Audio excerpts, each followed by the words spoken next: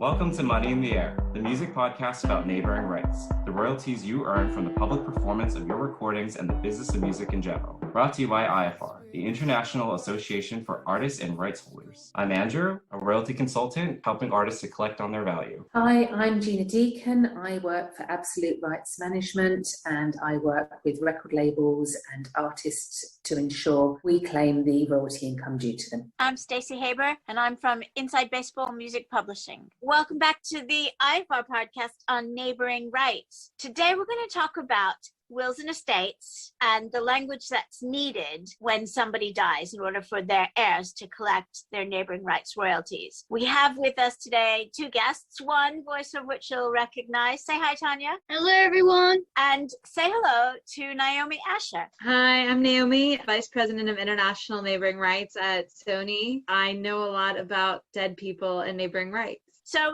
one of the things that is unique to neighboring rights as a royalty stream is that it cannot be lumped in with the residual estate in someone's will. So if you're writing your will and you're a very famous musician who gets a lot of money in neighboring rights, or no money, but you will, you can't say, I leave everything to my children. They won't get your neighboring rights. You have to specifically mention equitable remuneration, neighboring rights, related rights, my PPL income, something like that. On the IAFAR website, in the member section, we have language for you to put in your will or to write a codicil to append to your will if you've already had your will signed. But hear the horror stories from those who've been there and done that. Naomi, Tanya, take it away. People don't like to talk about death. A lot of people are very superstitious, understandably. I mean, I'm very superstitious. And obviously, planning for death is not something that you really want to be doing. I mean, if you're alive and you're making music, that's what you want to be doing. And so it's a difficult conversation to have with people when you say, when you die, this is what you need to do. And Tanya and myself were in a position where we used to work with quite a lot of elderly musicians and trying to say to them, look, you really need to have this codicil in your will because otherwise it will be very difficult for your heirs. It was a difficult conversation to have, but it wasn't just elderly musicians. I mean, there were young musicians that Tanya and I had dealt with that equally we had difficult times with. There are people who had been estates for quite a long time whose heirs had come to us, and setting those up was quite difficult. I mean, I joke that you sometimes need to exhume a body in order to get somebody set up with the neighboring rights societies, but it is exceptionally difficult. The thing is the rules themselves are very simple. You have to prove the chain. You have to understand that this income stream, equitable remuneration, neighboring rights, is something that you can only pass on to your designated beneficiary and nobody else. If you're selling your neighboring rights, what you're actually selling is the right to earn. You're not selling your equitable remuneration. And the other thing that because you're only passing it on to your designated beneficiary, that is really important to understand, is that requires death documents. Quite a lot of Americans especially create living trusts, which is a very common thing.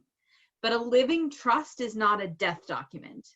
So if you have a living trust, that does not actually act as a valid death document when you are passing on your equitable remuneration. You need your will. It can be redacted. The will needs to be presented to the CMOs. We've had people who've said, no, we're not showing the person's will to anybody. You can't do anything then. That's it. You have to have the will. You have to have some kind of secondary paperwork. Now, in a straight line, that's a deed of probate. However, in America, you often don't have probate in the same way that most international societies require a deed of probate. If a musician dies in Los Angeles and that person has one daughter and everything passes to that one daughter, there's nobody querying it. There's nobody contesting it. It's a very straight shot. There won't be a deed of probate. So therefore, there will be the will, but there won't be that secondary document. Even with the codicil, you will need to get a secondary document. You will need to get something that says why there is no deed of probate. In the state of California, there is a small estates affidavit that your heirs can get and get signed, which will function in the same way. But there does have to be that sort of link. So you have to keep the chain going. The will, the deed of probate, and then there has to be the ID of the beneficiary. Now, if it's a straight line, if it's, one father died and gave up everything to one daughter, that's a straight line. That's probably all you'll need. However, if you've got 5 children, and then you've got somebody acting on behalf of those 5 children, every time you layer more people, you're going to need more paperwork. You're going to need everything certified by various attorneys. You're going to need things notarized. You're going to need to have one designated beneficiary to collect that everybody in that chain has signed, confirming that they're happy that that person is the signatory on behalf of that beneficiary. And then all of those beneficiaries will effectively have a beneficiary account. So the more layers you get, the more complicated it is. The other thing that we've come across is that when you're talking about an older estate, somebody who died, say, in the 70s, they might not have a straight chain that's actually followable, and they didn't have a will, and everything automatically went to their next of kin, and there wasn't any contesting of that, so that there wasn't a court case. Then oftentimes you will have to justify how the equitable remuneration passed to the beneficiary, which can feel very invasive.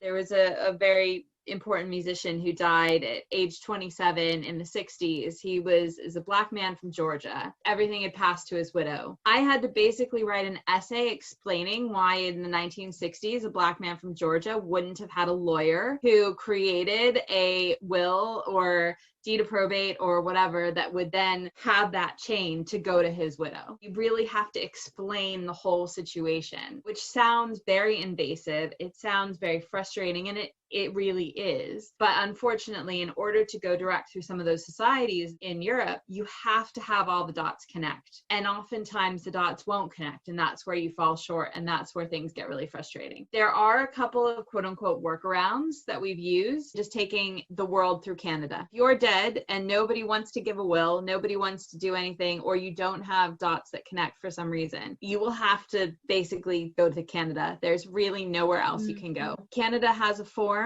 that you can sign that basically says, I'm the designated beneficiary, and if anybody contests it, they can sue me. In order to get to that letter of indemnity point at other societies, you still have to connect the dots on the chain. You still have to get enough paperwork in to justify them creating a letter of indemnity that will then be unique to you. Whereas Canada, RACS will let you sign that form and you'll be able to do the world through RACS. Either they only had a living trust, there were no death documents, or they didn't want to show the will, or there was one case where the person had died. It was again in the 70s. It was a young person. Everything had passed to that person's mother. That person had had a daughter. That performer's mother had essentially taken custody of everything while the 7-year-old daughter was growing up. There was a court case, not a bad one, but there had been essentially a point where the court had said, right, she's 21 now, everything can go to the daughter, but it didn't specify equitable remuneration. So therefore, it wasn't accepted as a document. They had nothing else. We were told, well, we need the mother's will passing equitable remuneration over to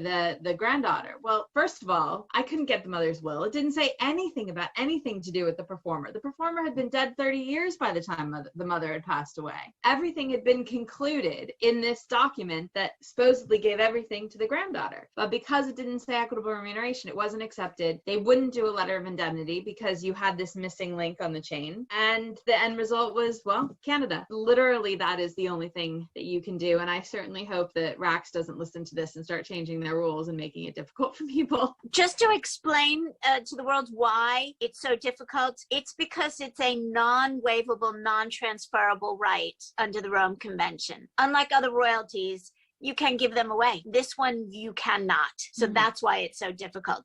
Doesn't make sense still, but that is the reason everyone gives. Could I just ask, Tanya, have you dealt with other countries besides the UK and the US where it's just as difficult? Yes, I would say PPL is the most difficult society to deal with in terms of jumping through hoops and providing lots of paperwork. Actually, just as a side note, in December, PPL released an article on their website, and they said, please, in your wills, explicitly write down that who your beneficiary is, make it very clear.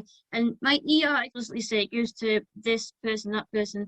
Because, PPL, if it's not clear to them, they just can't proceed. So yeah, I've dealt with playwrights in Belgium, with Senate in the Netherlands. They're a happy medium between PPL and RACs in Canada, I would say. They just need to see a copy of a will. They're not very kind of particular about the wording. They just want to see clearly who is the next of kin, who is the heir. But yeah, like with all of them, you need a copy of the beneficiary's ID. It's got to be valid and in date, because someone passed away a couple of years ago and his widow sent me her passport, and it took me so long to get that from her, and then it expired. You've got to go back to them. It can be a very drawn out process. Maybe they didn't sign the passport, like, please sign your passports. I've dealt with estates where, yeah, there was no will whatsoever, so then it gets very messy. But as Naomi said, you can go to RACs because you're indemnified. But PPL's legal team, they're very on the ball, they're very clued up, so they will walk you through it. You just have to be patient, don't you, Naomi? Because they're grieving, especially if it's a recent death. You know, they're kind of out of sorts, they're grieving, and you're just kind of, you have to tread lightly, and you have to go to them. The timing's very sensitive, isn't it? You don't want to bombard them with an essay of, so we need this.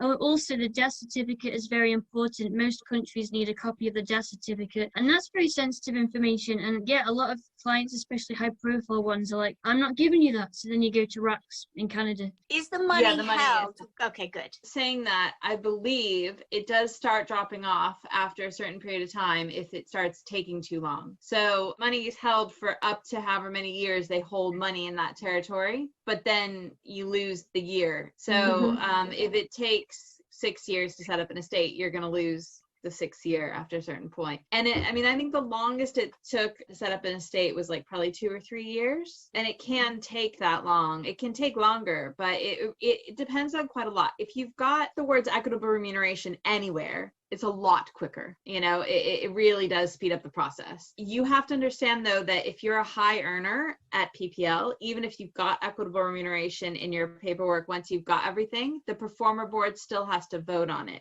and approve all the death documents. They still have to meet, which is every 6 weeks, whenever it is, and they have to approve it, which for me seems ridiculous, but yeah, that's true. Yeah. Did they say why? And why the performer board? It's the way that it is. I can't really tell you why. I just know that's exactly what they do. Do you know any reason why they would reject it? They didn't reject it for us. I don't know why they would reject it, but I suppose if they felt something was contestable, maybe they would reject it. But I really wouldn't even want to posture a guess, because I don't know why they even vote. I mean, for me, it's none of their business. Just to clarify, basically, we as representatives who look after performers and anybody that is a direct PPL member should be encouraging our artists to ensure that they include this in their will and take the narrative from the PPL site, which, as Tanya said, they published in December, to ensure that the wording is correct.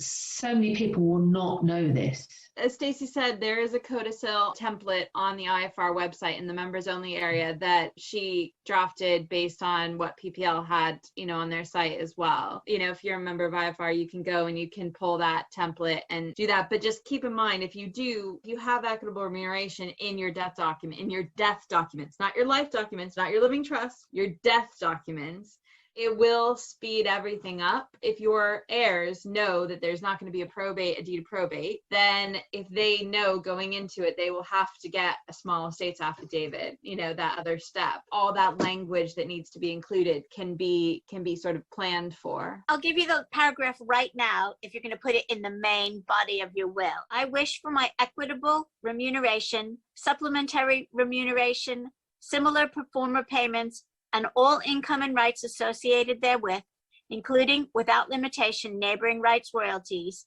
to be owned and collected by blank. It's just very short paragraph, easy to put it in, but if you need to do it as an addendum, as a codicil to your will, then become a member and go to the members only site. I know that it's hard to talk about death, and I know that young people do not want to think about it, but the minute you have something to leave someone, that's the right age to do it. So the minute you join PPL and start earning income is the minute you need to do a will so that your beneficiaries don't lose that income. If you knew that you can give somebody a gift after you died, you would happily gift wrap it and put it someplace safe. That's what a will is.